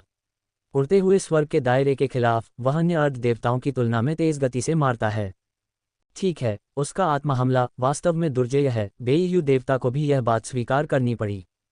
ली युआन ने आने की हिम्मत की। बिल्कुल सही। पहले मेरी योजना पुयांग और अन्य लोगों को उन कुछ अर्ध दिव्य प्रारंभिक रैंक का शिकार करने देने की थी। पूर्वी दानव देवता की आंखें चमक उठी। अब चलो ली युआन का शिकार करते हैं। हंट ली युआन। बेईयू देवता चौंक गए। क्या आपको विश्वास है? उसका आत्मा हमला शक्तिशाली है। इस प्रकार खुफिया जानकारी में उसे अर्ध दिव्य स्तर के रूप में पहचाना जाता है। पूर्वी दानव देवता ने कहा, लेकिन वह केवल स्तर 33 है। यहाँ तक कि 9 परतों स्टार तकनीक में तीसरे रैंक की सीमा तक भी नहीं पहुँच पाया है। उसकी प्रत्यक्ष लड़ाकू शक्ति का अनुमान मुश्किल से अर्धदिव्य प्रारंभिक रैंक पर लगाया जाता है। एक बार जब पुयांग और अन्य 3 लोग हाथ मिलाकर मौत का जाल बिछाकर आगे बढ़ेंगे, तब भी एक अर्धदिव्य मध्य रैंक भी नहीं बच पाएगा। एक ली युआन की हत्या हो सकती है, फिर भी संभावना काफी अधिक है, पूर्वी दानव देवता ने गंभीरता से कहा।